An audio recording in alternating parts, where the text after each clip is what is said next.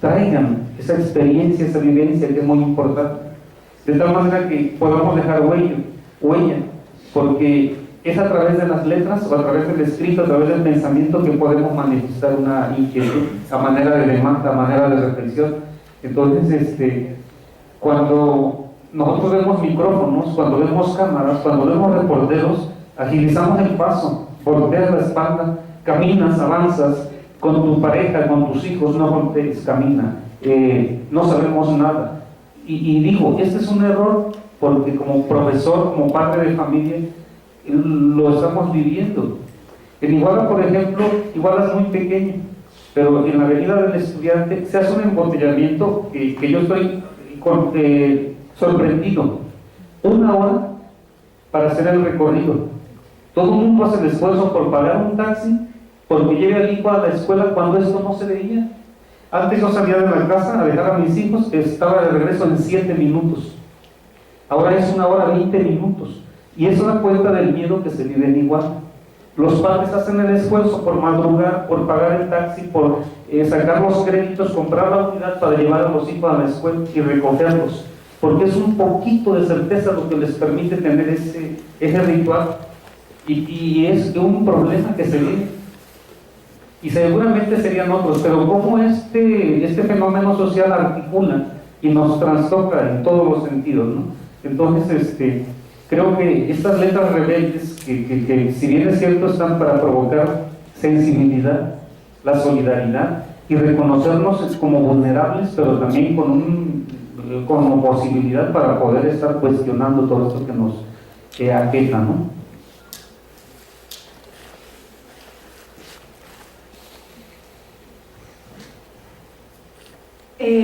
A la pregunta, la respuesta directa sería reconocer. Estos encuentros realmente son muy enriquecedores. Yo he invitado a algunos alumnos, el día de hoy algunas alumnas, a estos encuentros aquí presentes, porque hemos venido haciendo un seguimiento en otros países de América Latina y nos hemos encontrado con mucha sorpresa, agradable sorpresa, que en otros países la discusión en el marco desde lo académico y la producción científica es así, directa, como es, se menciona, se nombra, se dice. En el caso de nuestro país nos cuesta mucho reconocer el problema y se refleja incluso en las investigaciones que realizamos. Confundimos el problema con la justificación, confundimos el problema con alguna parte del objetivo, nos cuesta. Nosotros en México, de repente, en su generalidad, a todo lo mencionamos en chiquito: Lupita, mamita, papito, el amiguito, Estelita, Huguito, ¿no? O sea, Berito, ¿no? Sí, todo es como muy en chiquito, porque creemos a lo mejor que el hacerlo así disminuye la magnitud de lo que nosotros hacemos. Y entonces, desde la familia, desde la casa, nos cuesta mucho decir: en México estudiamos el STLN, el STLN, el STLN. Tratamos de estudiar el conflicto y producir desde esta parte. Pero usted que es de Guerrero sabe que no solo es el STLN. Usted sabe que en Guerrero, en la Sierra Alta, en la Sierra Media, en la Sierra Baja, hay también otro ejército de Armando Cerro Armado que ha estado preparado para enfrentar otras situaciones, incluso mucho antes que el propio movimiento del STLN. Pero no se dice. Entonces, en la medida que nosotros no damos a conocer y asumimos dar cuenta de lo que pasa, cómo pasa y cómo sucede, es en la medida que nuestras generaciones, nuestros estudiantes, nuestros hijos no aprenden a hacerlo. Y entonces disfrazamos, ponemos oropel, quitamos, y esa es la pasión de observar hablar a los colombianos, de observar hablar a los argentinos, de observar hablar a los chilenos y de observar hablar a algunos mexicanos que se atreven, se están atreviendo o nos estamos atreviendo a generar este movimiento. Entonces, la educación es fundamental, pero una educación coherente, con verdad, con ejemplo. Gracias.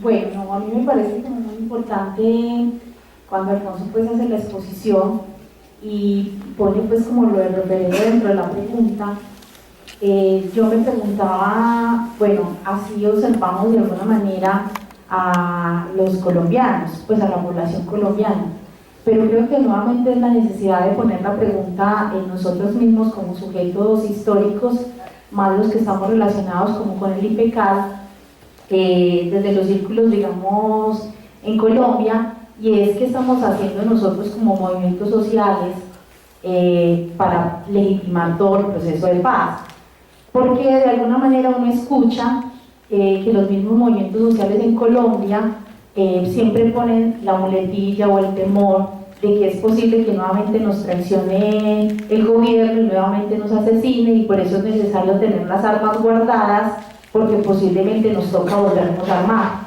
Entonces, en esa medida, creo que eso justamente cuando se pone, digamos, en las comunidades, creo que partimos de la idea de que nosotros mismos desconfiamos como movimientos sociales, y ahí es donde entonces hago la pregunta, ¿cierto? ¿Qué estamos haciendo nosotros para creernos eso del proceso de paz? Y un proceso de paz que de alguna manera yo lo reconozco en la medida de que es un momento histórico para negociar que se deje de dar plomo dos guerrillas contra un Estado, y que sea la responsabilidad política de que los sujetos en Colombia pensemos qué país queremos y soñamos. En esa medida no le podría dar la responsabilidad total a una guerrilla de que se haga responsable de construir un escenario de paz, porque justamente caemos como en eso de que ellos son los responsables, que se está negociando, cuando la pregunta es para la población en general, ¿cierto? Nosotros como sujetos, ¿por qué dejamos que pasara esto en Colombia, una guerra de más de 70 años?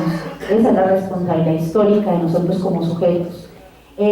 Lo otro es que me parece importante que uno problematice ciertas categorías, por ejemplo la categoría de violencia o paz. A mí me parece que el discurso de la violencia construido hace una construcción, digamos, del primer mundo, en tanto nos pone como salvajes, como violentos, y niega la posibilidad de construcción de conflictos, que como decía Alfonso, eso es innegable, que los conflictos existen en una población, y mucho más una población que ha sido marginalizada, excluida, y que en esa medida la pregunta es cómo construimos nosotros esa categoría de violencia, pero también la categoría de paz, porque para mí, incluso desde la escuela, la categoría de paz es la negación de conflicto, es el león jugando con el oso en un parque verde, es una mariposa que vuela, es una paloma, incluso la implementación de valores que justamente van en contravía de cualquier sujeto. En la construcción, por ejemplo, en Colombia, el valor de no sea violento, no agreda a su compañero, denle la mano, niegue el conflicto, no se exprese tan fuerte, no diga eso. Creo que todas esas cosas las he tenido yo como carga dentro del concepto de paz, por eso creo que también es necesario problematizarlo. No somos un modelo de exportación. Colombia tiene muchos conflictos, no podemos pensar que este momento somos un modelo para ver, ¿cierto? Que somos la imitación a seguir. Creo que tenemos muchos conflictos todavía, y que justamente cada realidad determina cosas distintas, y que posiblemente podemos analizar relaciones, incluso con el continente, cómo nos vemos y cómo nos relacionamos. Pero creo que este momento histórico es apenas un comienzo, ¿sí? Incluso no es la terminación de un conflicto, es apenas como un comienzo. Entonces, en esa medida, creo que, como decía Alfonso, no podemos caer en la idea de que somos muy buenos, o que la guerrilla en Colombia es la mejor, ¿cierto? El proceso de paz o el proceso de posconflicto es a imitar, porque todavía estamos tratando de construirlo.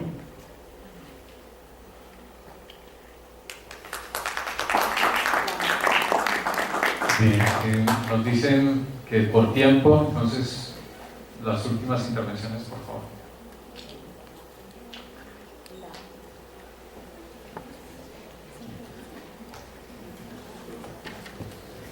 Germán Castro Caicedo, reconocido periodista de Colombia, publica hace poco Nuestra Guerra Ajena. En este texto, pues él plantea básicamente los intereses de Estados Unidos, de sus multinacionales, por la guerra en Colombia, y en Colombia como punta de entrada a sus intereses en el Cono Sur. donde se ve claramente o argumenta claramente el hecho de que, por ejemplo, las bases militares gringas que están allá, aviones de fumigación, o sea, en los últimos años no hay ninguna guerra contra la guerrilla incluso, ni guerra contra el narcotráfico, son pretextos. Ahí tenemos la Monsanto, por ejemplo, vendiendo esa gran cantidad de químicos, de glifosato, y que no es ni siquiera desde el Plan Colombia, desde mucho tiempo atrás. Se sabe que fumigar una hectárea de coca cuesta alrededor de 17 millones de pesos colombianos, mientras que la erradicación manual, yo creo que 1 millón sería muchísimo, si se hace de manera manual, teniendo en cuenta lo que se le paga a los campesinos, el costo de los jornales. Entonces, la pregunta mía es, ¿el papel de Estados Unidos ahí qué? No sabe que en el proceso de paz, por ejemplo, del 2002 con Pastrana, casi que el rompimiento de ese contrato, además pues de ese proceso, además de todos, digamos, los problemas que hubo en la época de la ultraderecha tratando de acabar con eso, pero también estuvo detrás la decisión de Estados Unidos de levántese eso ahí, levántese la mesa y acábese. Son cosas que no se dicen, pero están allí, presentes, y esa es como una gran preocupación, porque cuando uno tiene contacto con organizaciones antimilitaristas como ACOG, por ejemplo, que es Acción Colectiva de Objetoras por Conciencia de Bogotá, ellos han hecho unos estudios muy interesantes acerca del reclutamiento en Colombia. Y en el 2010 ellos hablaban de que la relación de fuerza pública con los subversivos, digámoslo así, estaba 19,5-1. Y todos sabemos, pues, los que hayan leído algo sobre estrategias militares, que si hay una guerra donde usted esté en una proporción de 10-1, pues láncese porque la gana. Entonces, ¿cómo se tienen unas fuerzas militares de 19-1 y se mantiene una guerra sostenida? O sea, ¿cuál es el interés de la guerra? Luego, ¿por qué Colombia, pese al proceso de paz, los niveles de reclutamiento no bajan? El gasto militar sigue igual.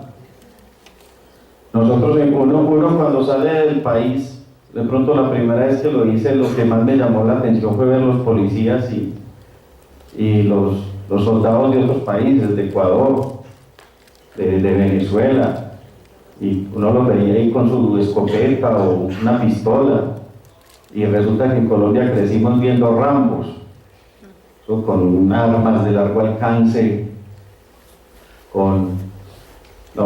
preparados para una guerra pues total, pero como uno crece allá, eso se le hace normal, solo cuando puede comparar en otras partes que uno dice ¿qué pasa? Entonces ahí está la pregunta, ¿cómo en este proceso de paz? Primero, ahí Estados Unidos, ¿qué? Segundo, ¿qué va a pasar con estos miles y miles de soldados, con este reclutamiento, estas fuerzas armadas que están pues, alrededor de 500,000 de personas en nuestro país? ¿Qué va a hacer de ellos? ¿Por qué se sigue reclutando de esa manera? O sea, ¿a qué intereses? ¿A qué intereses van a responder? ¿O a qué intereses van a defender, digamos, estas fuerzas militares? Son preguntas que creo que también deberían de dársele más claridad a todos los colombianos y que me inquietan pues en lo personal bastante en estos momentos. Gracias.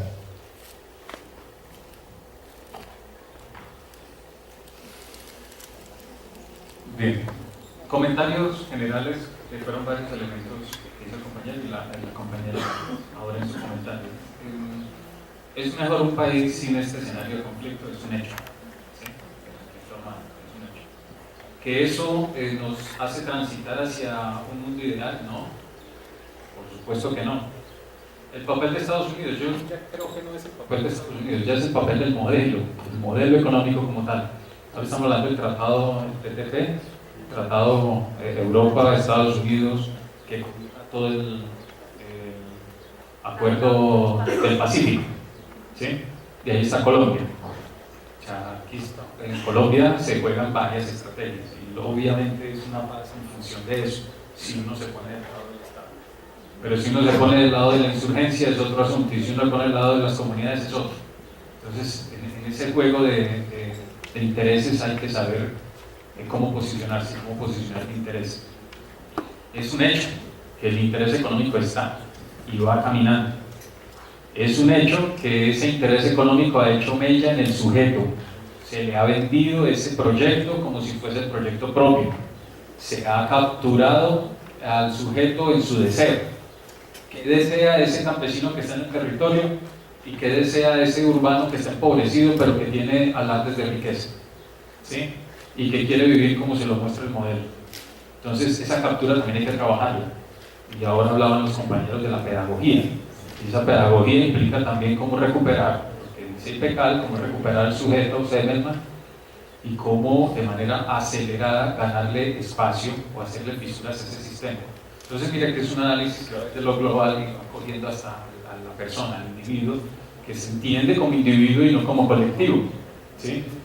Que su proyecto es netamente individual, aunque su discurso, es lo que a veces hablamos en los círculos, discursos de izquierda y sociales, y entonces vamos a ayudar a transformar, pero epistemologías capitalistas y lógicas de vivencia y de vida individual capitalistas, ¿cierto?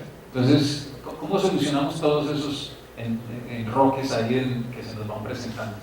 Y todo eso tiene que ver con la construcción de otra sociedad posible y otra sociedad que se llama justa, equitativa, que vincula la naturaleza como sujeto político. Y ese es un trabajo que hay que hacer, con o sin el Estado, pero definitivamente haciéndole fisuras a las normativas del Estado para poder hacerlo. Ese sería como...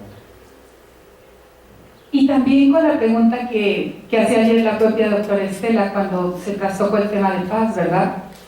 Recuestionarnos una vez y repreguntarnos una y otra vez, ¿qué es paz? ¿Qué es paz? Estas correlaciones que cuando yo hablo de paz, entonces luego estoy simultáneamente hablando de violencia, ¿qué entiendo por violencia? Y reconstruir una, dos, tres y las veces que sea necesaria el concepto desde nosotros. Eso es importante porque definitivamente estas construcciones, estas discusiones, análisis, reflexiones de los círculos latinoamericanos finalmente generan algo muy interesante, y es la propia escuela de pensamiento latinoamericano que aporta desde su visión, desde su realidad, posibilidad. Y muchas de las veces nosotros esperamos la posibilidad o la resolución de fuera, cuando nosotros somos los que tenemos una gran responsabilidad, si hablamos de discursos emancipatorios, de reconocernos, de reconstruirnos y de trabajar en ese constructo. Gracias.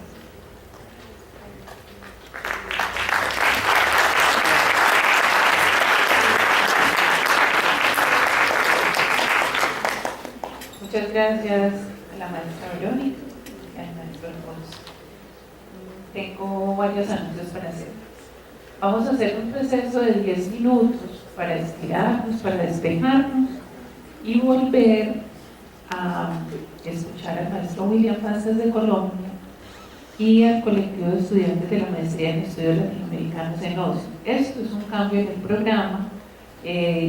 Aprovecho para agradecer al maestro Carlos Bustos, que muy gentilmente se dio su espacio para que los estudiantes pudieran tener este espacio en este momento de una última cosita: cuando terminemos el receso, no ingresemos por favor los vasos de café, que ya nos llamaron la atención por eso. Bueno, entonces tenemos 10 minutos de receso.